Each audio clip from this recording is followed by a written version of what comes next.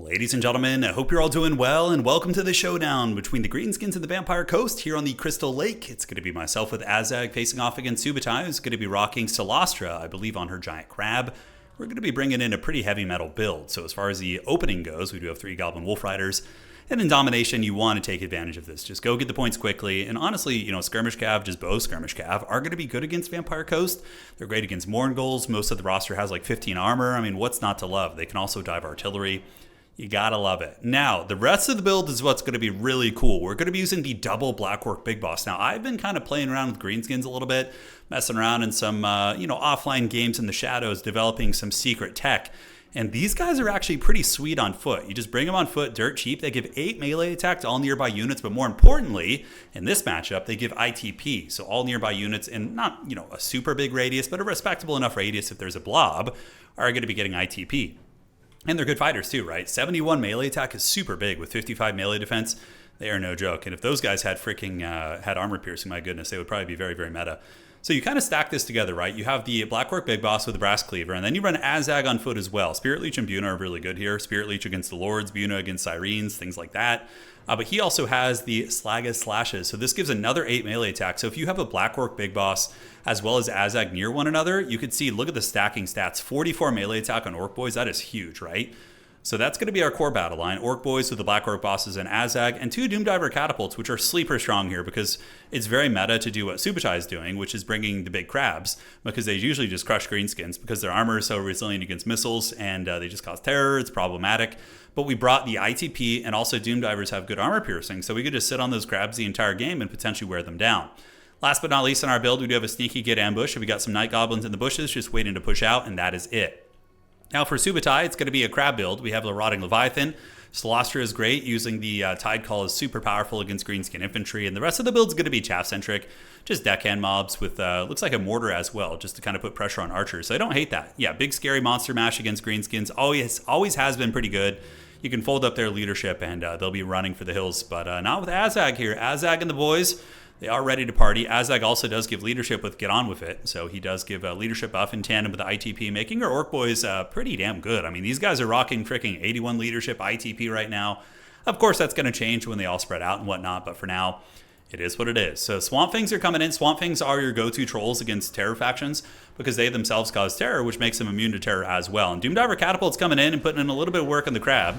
So the crab does eat a shot or two, and now it looks like he mostly dodged it. I think the Doomdivers did miss. Maybe one of them clipped it, but he is going to be pulling back for a moment, just trying to avoid the Doomdiver shots while the Doomdiver Catapults are going to be advancing up. I obviously want to be shooting Celastra, but my game plan here is just to hold Objective 3 and hold Objective 2 and cackle all the way to the bank. That is what it's going to be. So Swamp Things are on their way out, and we're going to be looking to Swamp Thing all over their faces. Mortars are going to be shooting at the Orc Boys, and now we do have the 2 objectives. We are going to be moving up with our skirmishers to put a little bit of poke down, but I do see those gunnery mobs there, which is going to be forcing me back. Meanwhile, Subutai calling in more pistol mobs, and is looking to probably get a big collapse in my army. Probably going to be using Celastra to come down the flank. Obviously wants to shut down the Doomdivers, and bats and things like that are very good at doing that. But the Greenskins are pretty good at defending backfields. You have a lot of fast, cheap skirmish cav type units like Squigs and Squig Riders and Wolf Riders, Forest Goblin Spider Riders, whatever. That can peel for your artillery pretty well. And now we get a Mourngull call in. So Mourngulls are also nice here, but a little bit vulnerable against missile fire, so we'll have to see what they end up doing. But now Du Bois is going to be fighting up on the objective. The Black Orc Boss is getting ready to Royal Rumble it, while the Swamp Things are going to be rolling in right behind him. On the outside, we also call in the Morgums Maging Marauders, and I do see the Salt Lord Scuttler. So this is also why I bring Azag in this matchup, because Buna just one-shots them. So basically, we're going to wait for them to come in. You can see the Doomdivers are shooting him. So the Doomdiver Catapults, are shooting the Rotting Leviathan here. And Fada Buna is going to be going down and just absolutely melting those guys. So Swamp Thing's going to be getting the sweet, sweet ITP, not that they need it. And the Orc Boys are also going to be a relatively high leadership here in the face of the giant crab people. So one of the Rotting Leviathans does move in pretty aggressively. But the Black Orc Boss in tandem with these Swamp Things were able to hold them back. And it looks like now Subutai is going to be calling out the Damn Knights Errant. A very, very disruptive piece, and most likely going to be making a play for my backfield objective. I do see that, and we're going to find out where he's going in a second. So one of the big Crabos does overextend a little bit, and now it's crumpin' time, baby. We're going to be getting Swamp Things in there, Spirit Leeching it, taking it to Pound Town with the Lords and Heroes as well. And the Doomdiver Catapults are zeroed in this thing. So you can see the Doomdiver Catapults give you a lot of nice utility against the big monsters. And we do have the Knights Errant chasing down my skirmishers, now going to be collapsing in the back. He thought about going back here, but the Orc Boar Boy Biggins dissuaded him.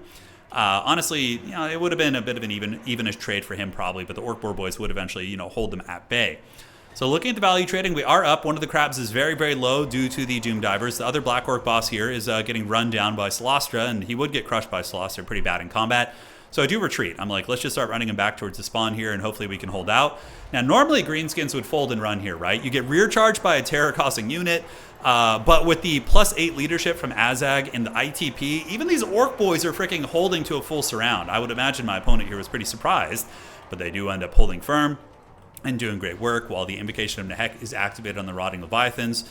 We are going to be continuing to pepper that thing and wear it down over the course of a long game. So the Orc Boar Boy Biggins are now coming out. We have more Savage Orcs pouring out from the battlefield as well, while the Damned Knights aren't going to be chasing us down with the last of their life here, when we will be using our Skirmish Cav. And this is a good tactic if you see like a lightly guarded side point to get your Skirmish Cav to just start wearing it down for later.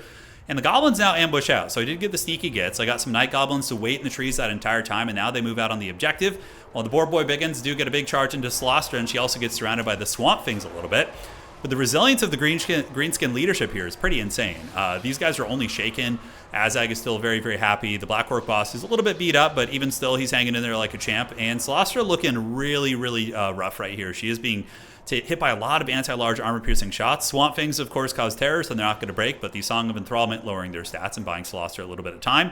Goblin's going to be trying to ninja that high ground point. Meanwhile, we do get Goblin Wolf Riders to move in, and we're just going to continue poking here with just the swarms and swarms of Gobos coming out to swarm the battlefield wherever they can. But really the big epicenter of this battle is going to be right here. My opponent does have a lot of healing and has gotten several fat heals off. Doom Diver catapults are zeroed in on that Crabbo. We know we need to deal with it. Night Goblins, of course, with the WOG active, these guys are pissed. They're going to be able to cut through these zombies, I would say relatively effectively, with 50 melee attack and the poison right now from the WOG. They're doing a lot of damage and probably going to be, compromising the leadership. So these are also Orc Biggins that I sent in. I know that Mourngulls are very common here, so I don't like them as a starting unit. But sending in Biggins as a secondary unit against Vampire Coast is very good because of the presence of Mourngulls, as well as animated Hulks and some of the other big monsters. So this thing is crumbling right now. These Biggins are trying to hunt it down. Doom Diver catapults, very, very accurate, just like they are in Tabletop. I think Doom Diver catapults are probably some of the best artillery in the game in Tabletop. They're very, very good.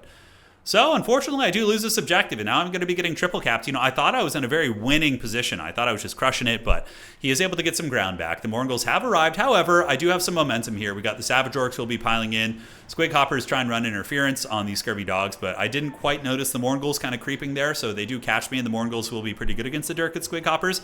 Granted, I do have a little bit of focus fire with these archers, and have the Doom Diver catapults gotten their prize? They have. So one Doom Diver catapult kill here confirmed on the big crab, and now Solastra is next up. The Trolls and the Black Orc big bosses giving the ITP really kind of countering the playstyle, which is trying to alpha strike you with like terror and leadership and monsters. And the bosses probably have some okay value themselves, but they are 1,000 gold. They're not cheap. So chasing down Solastra Deerfawn, she's going to be running. Meanwhile, the Mourngulls on the outside being peppered pretty heavily. And how much life does she have? She's got about 1,700 HP. Doom Diver catapults are missing. She's straight up bullet timing those things, juking them very, very effectively. But we do not have any objectives.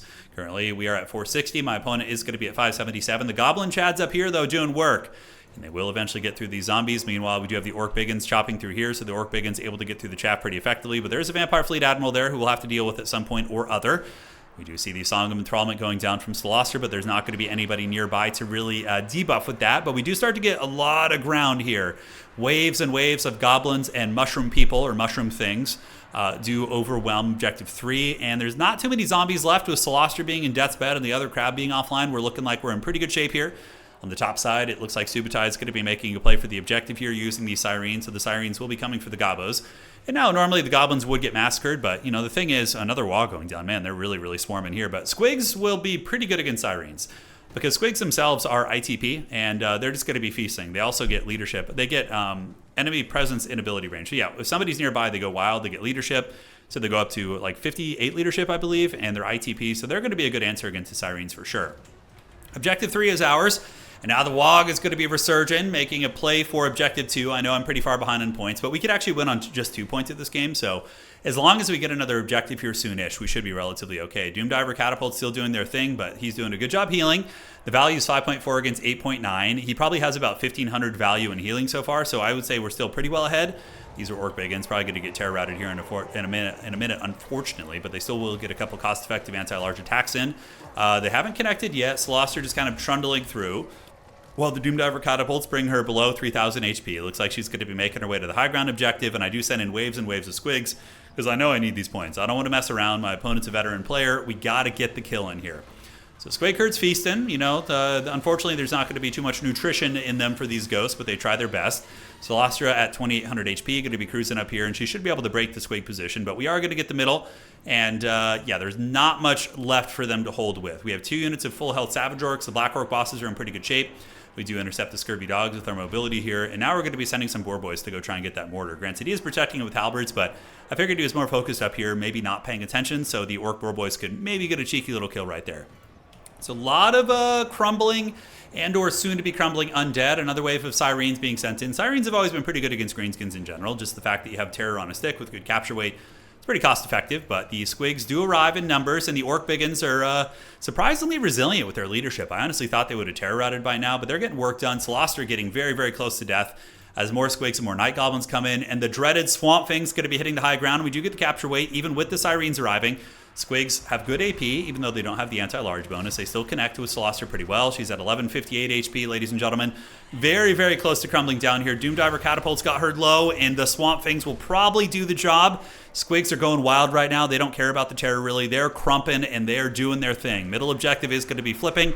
So you do have these Savage Orcs grinding their way up here. The 2 Black Orc bosses doing a good job. And ladies and gentlemen, that probably is going to be the end of the road for the Vampire Coast. If Celestra does go down, that for sure is going to be the straw that broke the Vampire's back, although she's more of a ghost, in the Vampire territory. Orc Boys coming in to provide capture weight. We still are getting the momentum here. Savage Orcs will be arriving soon, and Squig Herds are going to be jumping on top of the zombie pirate mobs. Meanwhile, Objective Dose is ours, and that is going to be a tap out. So, man, that was really fun. I can't remember the last time I've seen a competitive game where somebody uses the Black Orc bosses, but against the undead there, they felt good. I'm like, maybe there's some tech of using them with Savage Orc Biggins against vampire counts to just have these unbreakable Death Stars. And having Foot Azag giving the leadership in those pit fights were very, very important too. But the Doomdiver catapults were also very nice. 800 value, 1400 there.